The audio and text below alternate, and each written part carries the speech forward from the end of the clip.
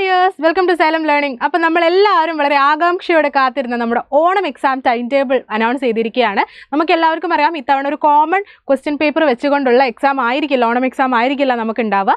പക്ഷേ ഒരു common time table വെച്ചിട്ടായിരിക്കും എല്ലാ സ്കൂളുകളിലും എക്സാം നടത്തുക. അപ്പോൾ ആ കോമൺ ടൈം ടേബിൾ നമ്മുടെ ഗവൺമെൻറ് അനൗൺസ് ചെയ്തിരിക്കുകയാണ്. അപ്പോൾ നമ്മൾ നോക്കാൻ പോവുകയാണ് ഓരോ ദിവസവും ഏതൊക്കെയാണ് എക്സാം, എന്നാണ് എക്സാം സ്റ്റാർട്ട് ചെയ്യുന്നത്, എപ്പോഴാണ് എക്സാം എന്നുള്ള കാര്യങ്ങളൊക്കെ നമുക്ക് ഡീറ്റെയിൽ ആയിട്ട് നോക്കാം. അപ്പം നമുക്ക് എല്ലാവർക്കും അറിയാം, 4-ാം തീയതിയാണ്, സെപ്റ്റംബർ 4-നാണ് നമ്മുടെ എക്സാംസ് സ്റ്റാർട്ട് ചെയ്യുന്നത്. അപ്പോൾ തന്നെ ആലോചിക്കുക, ഇനി വളരെ കുറച്ച് ദിവസങ്ങൾ മാത്രമേ നമ്മുടെ മുന്നിൽ ബാക്കിയുള്ളൂ. ഇനിയുള്ള ദിവസങ്ങൾ വളരെ നിർണായകമാണ്. 4-ാം തീയതി നമ്മുടെ എക്സാം സ്റ്റാർട്ട് ചെയ്യുകയാണ്. അപ്പോൾ 4-ാം തീയതി സ്റ്റാർട്ട് ചെയ്യുന്നത് ഓഫ് കോഴ്സ് നമ്മുടെ സെക്കൻഡ് ലാംഗ്വേജസ് വെച്ചിട്ടാണ്. പാർട്ട് 2 ലാംഗ്വേജസ്, അതായത് സെക്കൻഡ് ലാംഗ്വേജസ് വെച്ചിട്ടാണ് നമ്മുടെ എക്സാം സ്റ്റാർട്ട് ചെയ്യുന്നത്. രാവിലെ 9:30 നമ്മുടെ എക്സാം ഉണ്ടാവുക. നമുക്കറിയാം 2.5 മണിക്കൂർ എക്സാം ആയിരിക്കും. അപ്പോൾ 9:30 നമ്മുടെ എക്സാം സ്റ്റാർട്ട് ചെയ്യും. പിന്നെ വരുന്നത് 5-ാം തീയതിയാണ്, അതായത് സെപ്റ്റംബർ 5, അടുത്ത നെക്സ്റ്റ് ഡേ തന്നെയാണ്, അതൊരു വ്യാഴാഴ്ചയാണ്. അപ്പോൾ നിങ്ങൾ ആലോചിക്കുക, ഗ്യാപ്പ് ഇല്ല എന്നുള്ള കാര്യം. അന്നും 9:30 നമ്മുടെ പാർട്ട് 1 ഇംഗ്ലീഷാണ് വരുന്നത്. അത് കഴിഞ്ഞിട്ട് 6-ന് ഫ്രൈഡേ, അപ്പോൾ 9:30 തന്നെ അന്ന് മാത്തമാറ്റിക്സ് ആണ്, അതായത് ഓപ്ഷൻ പേപ്പർ മാത്സ് ആണ്. അത് എല്ലാവർക്കും ഉണ്ടാവില്ല. ഓപ്ഷൻ പേപ്പർ മാത്സ് എടുത്തിട്ടുള്ളവർക്ക് അന്ന് രാവിലെ 9:30 മാത്സിൻ്റെ എക്സാം ഉണ്ടായിരിക്കും.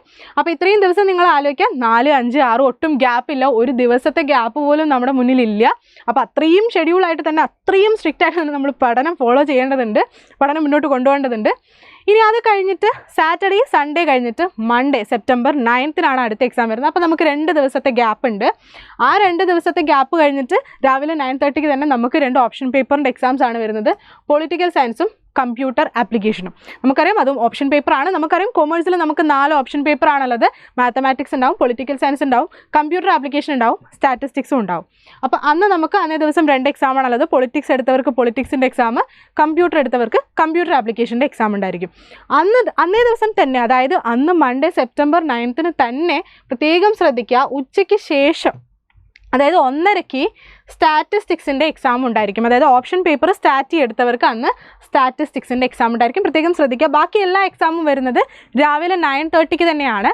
പക്ഷേ സ്റ്റാറ്റിസ്റ്റിക്സിൻ്റെ എക്സാം വരുന്നത് ഉച്ചയ്ക്ക് 1:30 എന്നുള്ളത് പ്രത്യേകം ശ്രദ്ധിക്കുക. അത് കഴിഞ്ഞ ഉടനെ നമ്മുടെ 10-ാം തീയതി ചൊവ്വാഴ്ച നമ്മൾ ഇനി മെയിൻ പേപ്പേഴ്സിലേക്ക് വരുവാണ്. 9:30 തന്നെ എക്കണോമിക്സ് ആണ് നമുക്ക് എക്സാമിന് വരുന്നത്. പ്രത്യേകം ശ്രദ്ധിക്കുക, എക്കണോമിക്സിൽ നമുക്ക് ഏറ്റവും ഇമ്പോർട്ടൻ്റ് ആയിട്ടുള്ള കുറേ ചാപ്റ്റേഴ്സ് വരുന്നത് ഈ ഓണം എക്സാമിനാണ്.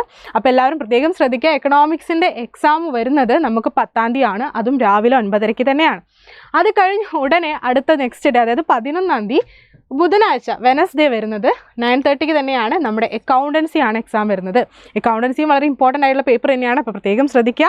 ഇതിൻ്റെ ഒരു ഹൈലൈറ്റ് എന്ന് പറയുന്നത് നമ്മുടെ ടൈം ടേബിളിൻ്റെ ഒരു സ്ട്രക്ചറിൽ നമുക്ക് ഒരു ദിവസത്തെ ഗ്യാപ്പ് പോലും ഇല്ല. മെയിൻ പേപ്പേഴ്സിൻ്റെ ഇടയിൽ ഒരു ദിവസത്തെ ഗ്യാപ്പ് പോലും ഇല്ല എന്നുള്ളതാണ്.